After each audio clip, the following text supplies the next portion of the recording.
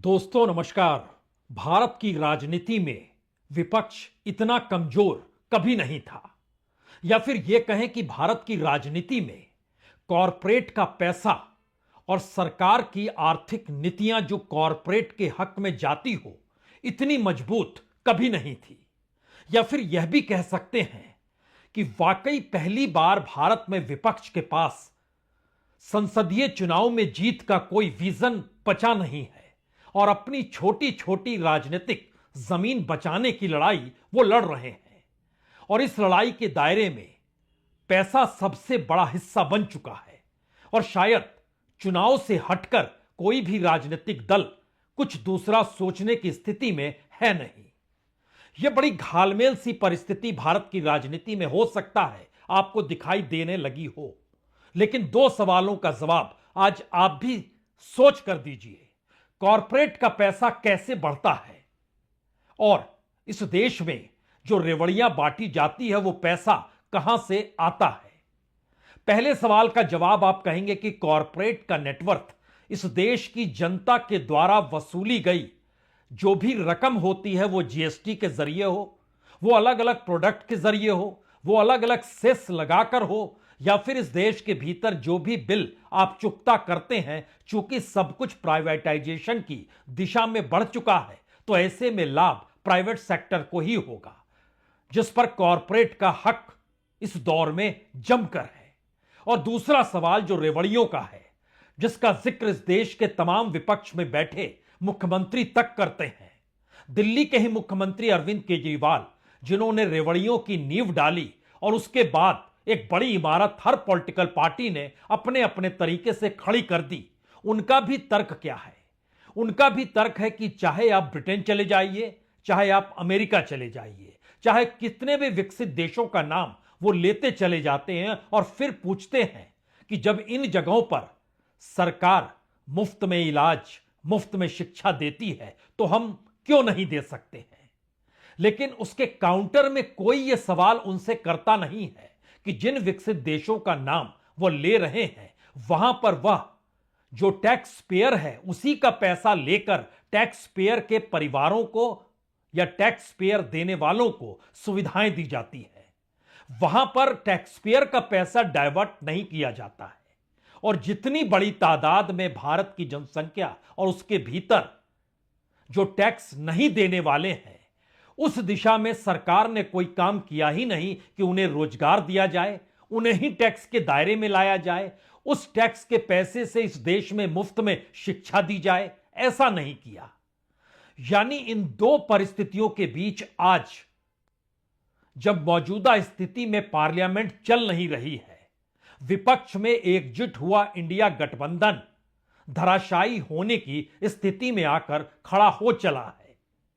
और इन सब के बीच सरकार जिन नीतियों पर काम कर रही है, जिन विधेयकों को वो लाना चाहती है और जिस दिशा में उसने अपनी पहल कर दी है, उसमें तो राजनीतिक तौर पर कोई छत्रप आने वाले वक्त में बचेगा ही नहीं। क्योंकि अगर हर छत्रप आज ये सोच रहा है कि उसकी अपनी ताकत बनी रहे और वो कॉरपोरेट के साथ गठजोड़ कर ले, तो फिर उसके लिए एक मुनादी तो हो चुकी है। जैसे ही वन नेशन वन इलेक्शन खुले तौर पर आ जाएगा और पार्लियामेंट में उसे पास कराना सत्ता के लिए कोई मुश्किल कार्य होगा नहीं, फिर वो सोचना शुरू करे इस देश में जब वन इलेक्शन के दायरे में विधानसभा और लोकसभा दोनों चुनाव होंगे, तब कौन सा पैसा किस पॉलिटिकल पार्टी के पास जाएगा और किस छत्रप के पास जाएगा, और वो छत्रप क्या उस पूंजी के आश्रय अपनी राजनीतिक जमीन, अपने संगठन को बचा पाएगा, या वो पैसा भी उसके पास नहीं आएगा? तो पहली तैयारी तो सरकार की बहुत साफ है कि इस देश में छत्रपों को रहना ही नहीं चाहिए। और जो छत्रप ये मानकर बैठे हैं, और इस दौर में इंडिया गठबंधन के भीतर जो धमाचौकड़ी मची हुई है, उसमें अलग अलग छत्रपों के बीच ये धारणा हो सकती है कि बंगाल में हमारी ताकत बनी रहे, यूपी में हमारी ताकत बनी रहे, बिहार में हमारी ताकत बन जाए, महाराष्ट्र की राजनीति में हमारी ही चले। ये तमाम छत्रप सोच जरूर रहे होंगे, लेकिन एक क्षण के लिए इससे हटकर जरा राजनीतिक तौर पर एक दूसरी परिस्थिति को देखिए। लोकसभा चुनाव में 240 पर जब बीजेपी थम गई और विपक्ष की सीटों में इजाफा हो गया, उस दौर को याद कीजिए और उस दौर में याद करते हुए जरा सोचिए कितने बिल थे जो ठंडे बस्ते में डालने पड़ गए मोदी सरकार को। वो कौन कौन से बिल थे जो अगर आ जाते तो इस देश के भीतर में जो अल्टरनेटिव मीडिया, जो गोदी मीडिया के समानांतर सूचना देने तक का ही काम करता हो, या जो जानकारी छुपा ली जाती है उसको ही परोसता हो, वह भी परोस नहीं पाता क्योंकि मीडिया तक पर नकेल कसने का विधेयक तो तैयार था, उसको ठंडे बस्ते में क्यों डाल दिया गया। वो वक्फ बोर्ड का भी जिक्र हो सकता है, लेकिन अब दोबारा इन परिस्थिति में आइए, क्या वाकई विपक्ष को पता है या इस देश को पता है? इस देश ने के लोगों ने जो वोट लोकसभा चुनाव में दिए उसमें जो गड़बड़ियां हुई नहीं हुई उससे हटकर एक क्षण के लिए सोचिए कि अगर 400 सीटें बीजेपी के पास होती तो वो क्या कहर इस देश में इस दौर में चला रही होती, ये सिर्फ आप सोच सकते हैं। क्योंकि इसके ठीक समानांतर पॉलिटिकल से हटकर एक कॉरपोरेट प्राइवेटाइजेशन, मोनेटाइजेशन, डिसइन्वेस्टमेंट, इन तमाम चीजों से जुड़ी हुई परिस्थिति है जिसमें सब कुछ निजी हाथों में सौंप देना है। और क्या इस बात की जानकारी विपक्ष को नहीं है कि सरकार तो पूरी तैयारी में है इस देश में, चाहे वो रेलवे सेक्टर हो, चाहे पोर्ट या सी लिंक से जुड़े हुए जो भी परिस्थितियां बन रही हो, जो पूरा बैंकिंग सेक्टर हो, इस देश के भीतर में हर चीज कैसे निजी हाथों में सौंपी जाए। अमेंडमेंट बिल कमोवेश हर दिशा में तैयार है। वो बैंकिंग बिल भी हो सकता है, वह रेलवे का बिल भी हो सकता है, वह इस देश के भीतर में जो भी प्रोडक्ट्स हैं, वो जिस जीएसटी को लेकर हल्ला शोर मचाया जा रहा है कि अब नया स्लैब आ जाएगा, उसके ठीक समानांतर सरकार तो उस दिशा में बढ़ना चाहती है जहां सब कुछ निजी कलेक्शन हो, निजी तौर पर पैसे सीधे कॉरपोरेट की खाते में चलते चले जाएं और सरकार सिर्फ निगरानी रखे। और निगरानी का मतलब यह होता है कि आप हमारी जब निगरानी में हैं तो फिर हमारी बार्गेनिंग पावर बढ़ जाएगी, यानी लाइसेंस तो हम ही देंगे। यानी एक सरकार कमीशन के तौर पर अपनी राजनीति को चलाए और इस देश में जनता पर दबाव बनता चला जाए अलग अलग विधेयकों के जरिए। जो तकरीबन 6 विधेयक सरकार के पास पड़े हैं, उन 6 विधेयक का मतलब बहुत साफ है। इस देश में जो भी पीएसयू चल रहे हैं, जो भी मंत्रालय चल रहे हैं, उन मंत्रालयों के तहत जो भी प्रोजेक्ट्स आते हैं, उन मंत्रालयों का जो भी कामकाज होता है, वो सब कुछ प्राइवेटाइज किया जाए। हमें पैसे की जरूरत है, हम पैसे की उगाही नहीं कर सकते हैं तो कॉरपोरेट के आश्रय उसकी उगाही की जा सकती है। यही बात तो अडानीज को लेकर हो रही है। अडानीज के जरिए अमेरिकी अदालत ने क्या कहा? उन्होंने साफ तौर पर कहा कि दरअसल वहां से पैसा उठाकर भारत के एक सरकारी अधिकारी को घूस देकर अपने पावर से जुड़े प्रोजेक्ट को लाने की सोच अडानी ग्रुप के भीतर चल रही थी। लेकिन उससे हटकर अगर मौजूदा वक्त में कमोवेश हर राज्य के भीतर जो भी प्राइवेट सेक्टर मौजूद हैं, वो हो सकता है बिजली मीटर के नाम पर उनकी मौजूदगी हो सकता है रिटेल सेक्टर के नाम पर मौजूदगी हो, वह किसी भी वो कम्युनिकेशन के सेक्टर में मौजूदगी हो। इस दौर में स्टारलिंक भी जाएगा तो एलन मस्क के जरिए आएगा। मौजूदा वक्त में तो जियो का चल रहा है, यानी रिलायंस का चल रहा है। और इन तमाम परिस्थितियों में जो जो कॉरपोरेट के हिस्से में चीजें जाएंगी, उस क्षेत्र में काम करने वाले सरकारी उपक्रम धीरे धीरे अपने आप को दिवालिया घोषित करेंगे या छोटे छोटे प्लेयर खुद को उससे साफ कर लेंगे, हटा लेंगे। क्योंकि चंद प्लेयर रहें और उसके जरिए देश को चलाया जाए इकोनॉमिक तरीके से और इकोनॉमी की बोझ सीधे तौर पर जनता पर पड़े और विपक्ष इस राजनीति को साधने में लग जाए कि विपक्ष में जो इंडिया गठबंधन बना है उसके लीडर कौन होगा, उसके लीडर हमें होने चाहिए या फिर वो बेहतर है, या ये बेहतर है, या चुनावी जीत नहीं मिली तो आप गड़बड़ हैं। चुनावी हार, चुनावी जीत, कॉरपोरेट की पूंजी इस देश के भीतर में प्राइवेटाइजेशन की दिशा में बढ़ते हुए सरकार के तमाम बिल अगर इस परिस्थिति के भीतर फंसिएगा तो एक जवाब हर किसी के सामने उभर कर आएगा।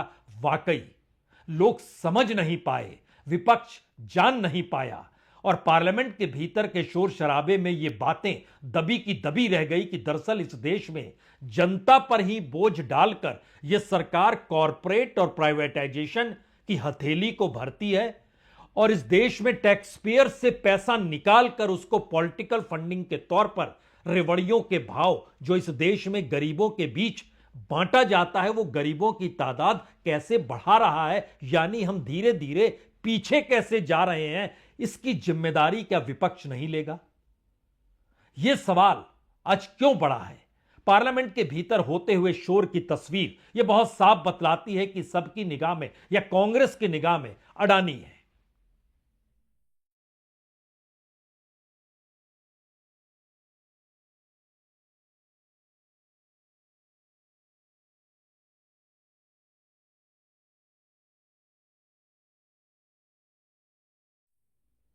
यह तस्वीर पार्लियामेंट के बाहर की है। 10:30 बजे से 11 बजे तक कांग्रेस हर दिन प्रधानमंत्री मोदी और सबसे बड़े कॉरपोरेट अडानी की तस्वीर साफ लेकर चलती है, बतलाती है कि दोनों एक दूसरे के साथ, एक दूसरे के लिए कैसे हैं। लेकिन इसके आगे का सवाल इस देश के सामने अब बड़ा हो चला है, क्योंकि विपक्ष और विपक्ष के भीतर की धमाचौकड़ी अब यह बताने लगी है कि दरअसल कॉरपोरेट अपने हक के लिए भी राजनीति को साधना जानता है और शायद यही वो वजह है कि जो जो छत्रप जिन जिन राज्यों में सत्ता चला रहे हैं उनको भी तो बिजनेस चाहिए और उस बिजनेस के लिए जो पैसा जिस कॉरपोरेट के पास होगा और उस कॉरपोरेट पर हरी झंडी सेंटर दिखा रहा होगा, ऐसे कितने कॉरपोरेट हैं इस देश के भीतर में जो कि राज्यों की सत्ता के साथ, जो कि गैर बीजेपी शासित राज्य हों, उनके साथ खड़े हो जाएं और केंद्र कुछ ना करे।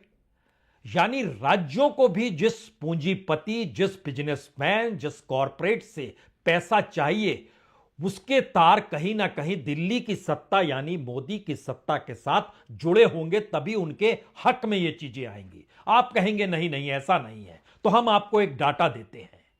ईडी ने जो छापे मारे इस देश में पॉलिटिशियंस को लेकर, उन पॉलिटिशियंस और गैर बीजेपी शासित राज्यों में जितने बिजनेसमैन, कॉरपोरेट, इंडस्ट्रियलिस्ट थे जो कि अलग अलग राज्यों में, वो तमिलनाडु हो सकता है, वो तेलंगाना हो सकता है, वो कर्नाटक हो सकता है, वो पश्चिम बंगाल भी हो सकता है, वो एक वक्त में राजस्थान भी हो सकता है, मौजूदा वक्त में हिमाचल भी हो सकता है, वह एक वक्त में छत्तीसगढ़ भी हो सकता है। यानी गैर बीजेपी शासित राज्यों के भीतर 1923 बिजनेसमैन, कॉरपोरेट हाउसेस, इंडस्ट्रियलिस्ट, इन पर छापे मारे गए। 1900 कम तादाद नहीं है। यह सीधे तौर पर जिस राज्य की राजनीति में सत्ता चलाई जा रही है उसके अनुकूल थे, तो उस पाइपलाइन को काटने के लिए केंद्रीय एजेंसी सक्रिय हो गई। सक्रिय यूं तो नहीं होगी, पॉलिटिकल वे में सक्रिय होगी। तो अब इन राज्यों को राजनीति चलाने के लिए जो पैसा चाहिए, तो क्या पार्लियामेंट के परिसर के भीतर अडानी मोदी की तस्वीर चस्पा करके विपक्ष घूम रहा है, कांग्रेस घूम रही है और दूसरी तरफ वही पूंजी अब राज्यों को प्रभावित करने की दिशा में बढ़ चुकी है। क्या उसका असर इस तरीके से उभर रहा है? हो सकता है, इससे इनकार कौन करेगा। और इन तमाम राज्यों में प्रोजेक्ट्स अडानीज के मौजूद हैं। लेकिन इससे बड़ा सवाल एक और है। वो बड़ा सवाल सबसे परिस्थिति कितनी नाजुक इस देश की होती चली जा रही है, क्योंकि जब हम आपसे जिक्र कर रहे थे लोकसभा इलेक्शन का, उस वक्त और उस दौर में अगर याद कीजिएगा तो जिन मुद्दों को इंडिया उठाता था, राहुल गांधी अगुवाई करते हुए नजर आते थे, उस मुद्दे पर सरकार डिफेंस मोड में आ जाती थी, वो एग्रेसिव नहीं होती थी। लेकिन इस दौर में ऐसा क्या हो गया? सरकार का हर मंत्री लगातार कहने लगा, देखिए गरीबी चली गई। खास तौर से प्रधानमंत्री मोदी ने जिक्र किया 25 करोड़ लोगों को हमने गरीबी रेखा से निकाल लिया।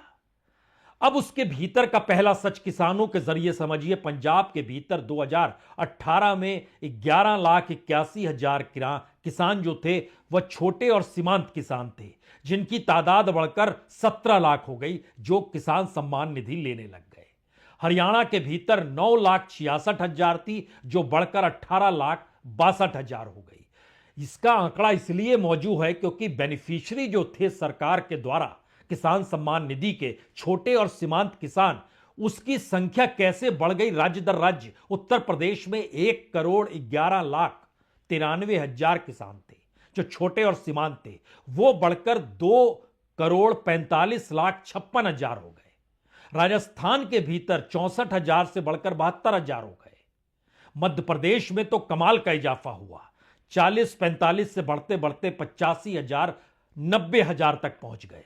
बिहार में यह स्थिति और आगे बढ़ती और बहुत ज्यादा बढ़ते बढ़ते आज की तादाद में वहां तकरीबन 93,54,000 किसान इस सम्मान निधि के दायरे में आ गए, जो पहले सिर्फ 50 लाख हुआ करते थे। सवाल है कि इन सब के बीच अगर कांग्रेस शासित राज्यों को भी देखें तो तेलंगाना 20 लाख से बढ़कर 35 लाख किसान हो गए, कर्नाटक में 19 लाख से बढ़कर 51 लाख हो गए, हिमाचल प्रदेश में 4.5 लाख से बढ़कर 9.5 लाख हो गए। हर जगह कमोवेश बढ़ते चले गए। और जिस महाराष्ट्र के भीतर अभी जबरदस्त ताकत के साथ बीजेपी लौटी है, वहां तो परिस्थिति कहीं ज्यादा नाजुक हो गई किसानों की। वहां तादाद बढ़कर 1,04,00,000 हो गई, जो कि पहले 64 लाख हुआ करती थी। यह परिस्थिति बहुत साफ बताती है कि स्थितियां नाजुक हुई है, सरकार के ऊपर हर कोई निर्भर हो चला है।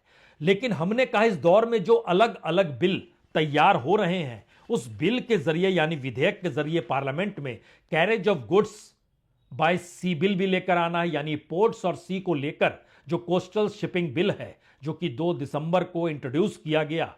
और उसके समानांतर ये सी बिल जो कैरेज ऑफ गुड्स है, ये कहीं राहत देता है हर पोर्ट वाले को। और इस देश में सबसे बड़ा पोर्ट किंग अडानी इसके पास है।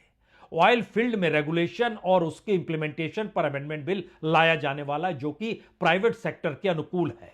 इस दौर में जो रेलवे रिफॉर्म है और जो बैंक रिफॉर्म है, वो खुले तौर पर प्राइवेट सेक्टर की दिशा में कदम बढ़ा रहा है।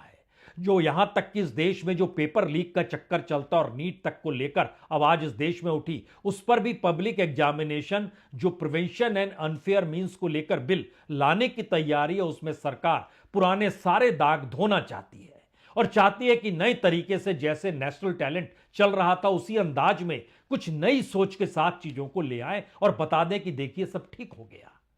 यानी सरकार अपनी तैयारी वन नेशन वन इलेक्शन से लेकर हर क्षेत्र में जो निजीकरण का हिस्सा है और जो पैसे की उगाही कैसे किस मंत्रालय और किस पीएसयू के जरिए अपने अनुकूल हो सकती है, और उसमें बैंकिंग रिफॉर्म का बिल भी वो लेकर आने वाली है। यहां पर जब बैंकिंग रिफॉर्म का जिक्र हो रहा है तो हमें लगता है एक जानकारी आपको और देनी चाहिए।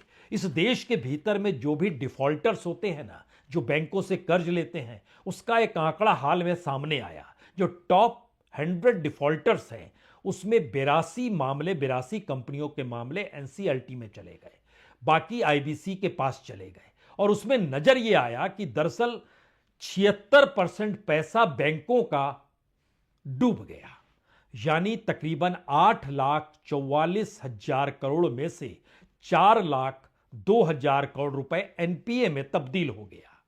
और इस देश के भीतर में जिन सेक्टर्स के लोग दिवालिया हुए, आज की तारीख में उन सेक्टर्स का बड़ा योगदान है। और जो सरकार इंफ्रास्ट्रक्चर बिल लेकर आई और इंफ्रास्ट्रक्चर को लेकर बजट बनाया, और 100 लाख करोड़ से ज्यादा के बजट में इस देश के इंफ्रास्ट्रक्चर को लेकर जो लकीर उसने खींची, वहां कोई भी पूछ सकता है कैसे इस देश में मैन्युफैक्चरिंग सेक्टर से जुड़ी 32 कंपनियां डूब गई, कंस्ट्रक्शन से जुड़ी 20 कंपनियां डूब गई, टेलीकॉम से जुड़ी 5 कंपनियां डूब गई, एनर्जी बिजनेस से जुड़ी हुई तकरीबन 34 कंपनियां डूब गई। यह एक ऐसी स्थिति है जिसमें बहुत साफ तौर पर नजर आता है कि bank, RBI, NCLT, IBC, government की पॉलिसी जो कॉरपोरेट और प्राइवेटाइजेशन की दिशा में ले जाएगी, उस पर जनता पर बोझ पड़ेगा और कॉरपोरेट का खजाना बढ़ेगा। यही सवाल आज पार्लियामेंट में विरोध करते करते प्रियंका गांधी जो पहली बार पार्लियामेंट में पहुंची है, उनके जुबान पर यह बात आ गई। मुझे ताज्जुब होता है, मैं तो नहीं हूं संसद में, आज तक प्रधानमंत्री जी आया ही नहीं है। सत्र के मेरे ख्याल से 10 दिन तो हो गए होंगे, दिखते ही नहीं है यहाँ। ताज्जुब की बात है। अडानी के मुद्दा उठा रहे हैं और हम क्यों नहीं उठाएं? जो बड़ी बड़ी बिजली की बिल आ रही हैं सबकी, आप जाइए यूपी में किसी भी गांव में जाइए और देखिए किसान क्या कहते हैं, कितनी बड़ी बड़ी बिजली की बिल आ रही हैं। और ये एलिगेशंस क्या हैं, क्या कहा जा रहा है यूएस में, किस लिए उनको चार्जशीट किया है, जो भी किया है यूएस में, इंडाइटमेंट कहते हैं उसको, क्यों किया है? क्योंकि उनका कहना है कि हजारों करोड़ के घूंस दिया है इन्होंने ताकि जनता की बिजली की बिल ये बढ़ा पाए, ताकि जो बिजली जनता को बेच रहे हैं वो महंगी हो जाए और ये लोग पैसे बनाए। अब यह हो सकता है कि आप भी सोचने लगे ये इंडिया गठबंधन के भीतर ममता बनर्जी को अचानक लीडर बनने की क्या पड़ गई। यानी देश का मामला, डबल इंजन की सरकार का नारा, प्रधानमंत्री मोदी के बगैर किसी बिजनेसमैन कॉरपोरेट का ना हिल पाना, केंद्रीय स्तर पर इस देश में प्राइवेटाइजेशन और डिसइन्वेस्टमेंट की दिशा को मजबूत करने के लिए विधेयकों के लाने की तैयारी होना, और इन सारी परिस्थितियों के बीच सब कुछ पूंजी के आश्रय कैसे चले उसकी लड़ाई बंगाल के भीतर से लड़ी जा सकती है। और वहां से आगे निकलने की स्थिति में क्या ममता बनर्जी नहीं है? यह सवाल दोहरा है। दोहरा मतलब इस देश के भीतर जो छत्रप है और इस देश के भीतर जो नेशनल पॉलिटिकल पार्टी है, क्या दोनों की सोच पहली बार अलग अलग हो गई है और इसमें जनता मायने नहीं रखती है, उस पर पड़ने वाला बोझ कोई मायने नहीं रखता है? क्योंकि मुनाफा दर मुनाफा कॉरपोरेट को सरकार की नीतियों से हो रहा है, इससे कोई इनकार करेगा नहीं। जो आधे दर्जन बिल लाए जा रहे हैं उसका सीधा असर इस देश में निजीकरण की दिशा में कहीं ज्यादा बड़े झोंके के साथ पड़ने वाला है, यानी जनता पर बोझ पड़ने वाला है।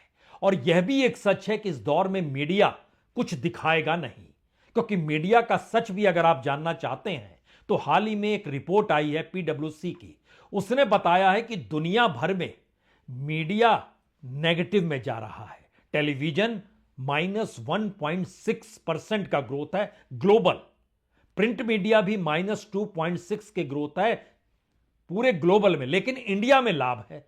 तो इंडिया में लाभ कहां से होता है?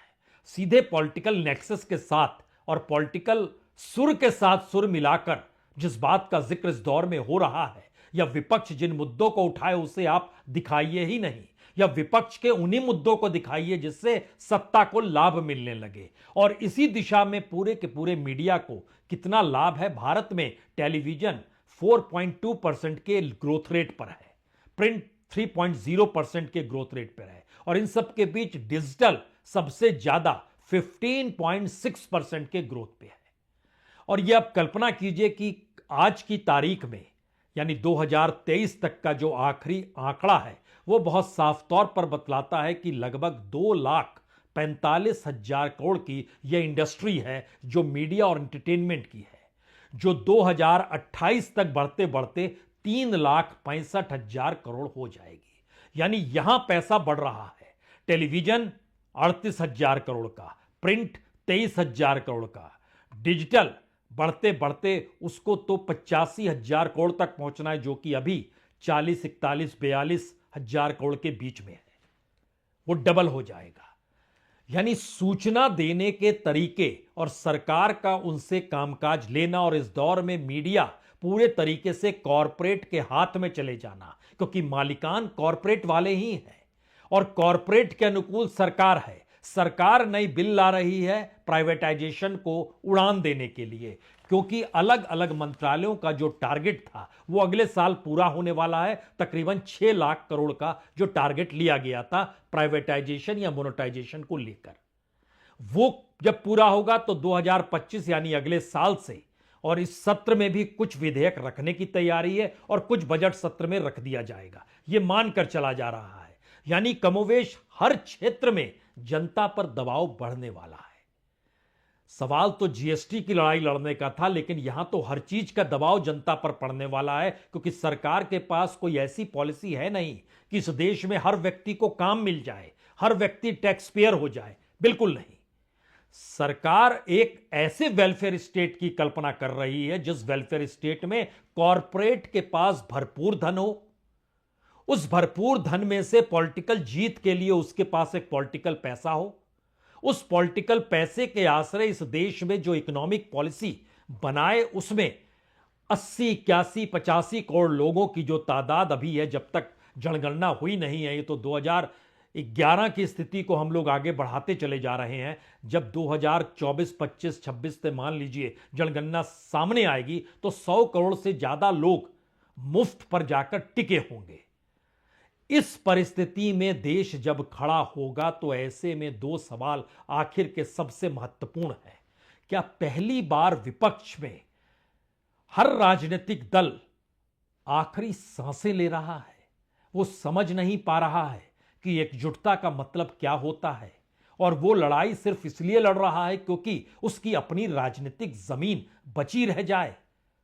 तो वन नेशन वन इलेक्शन के बाद तो उसकी जमीन खत्म हो जाएगी, यह तो उसे समझना चाहिए। क्योंकि भारत में चुनाव जीतने के लिए अगर ईवीएम का जिक्र होता है तो फिर तो डेमोक्रेसी खत्म, लेकिन अगर पैसे का जिक्र होता है तो करप्शन। तो करप्शन में कौन माहिर होगा यह बताने की जरूरत होनी नहीं चाहिए। और दूसरा सवाल, इस दौर में सरकार जब पूरे तरीके से उस टारगेट पे चल रही है जहां पर उसने अपने तमाम विधेयकों के आश्रय कमोवेश हर उस क्षेत्र में जहां पब्लिक सेक्टर होता था वहां प्राइवेट सेक्टर को लाने की वो तैयारी कर चुकी है, तो फिर वो पार्लियामेंट चले या ना चले, कैबिनेट के जरिए पास हो जाएगा, इस देश में लागू हो जाएगा, शोर शराबा मचते रहेगा, तो फिर जनता को लेकर कोई जिम्मेदारी किसी की इस देश में बचेगी या नहीं बचेगी? इस सवाल का जवाब भारत की संसदीय राजनीति में कौन दे सकता है? विपक्ष देना चाहिए, सत्ता नहीं देगी। सत्ता जिन बातों की दिशा में ले जाएगी वो सारी दिशाएं आपके सामने है। और अब 2 दिनों के बाद तो वक्फ की तो बात की परिस्थिति है। जो वर्शिप बिल है, वर्शिप को लेकर जो सुनवाई होने वाली है, जो इस देश में धार्मिक स्थल हैं, 12 तारीख को सुनवाई होने वाली है। और क्या उसकी दिशा ऐसी नहीं होगी जहां पर वो खुद कह दे सुप्रीम कोर्ट, हम धर्मस्थलों को लेकर कुछ नहीं कहेंगे, जो तय करना है पार्लियामेंट कर ले। और फिर पार्लियामेंट के जरिए क्या निकल कर आएगा और इस देश में राजनीति की सियासत कैसे धार्मिक स्थलों को लेकर या सांप्रदायिकता के आश्रय या वोटों के ध्रुवीकरण के लिए किस किस रास्ते पर जाएगी, यह बताने की जरूरत होनी नहीं चाहिए। लेकिन विपक्ष को यह सोचना होगा, अगर वह खुद को विपक्ष मानता है तो, अन्यथा वह भी कहीं कोई डील तो नहीं कर चुका है। बहुत बहुत शुक्रिया, बहुत बहुत शुक्रिया।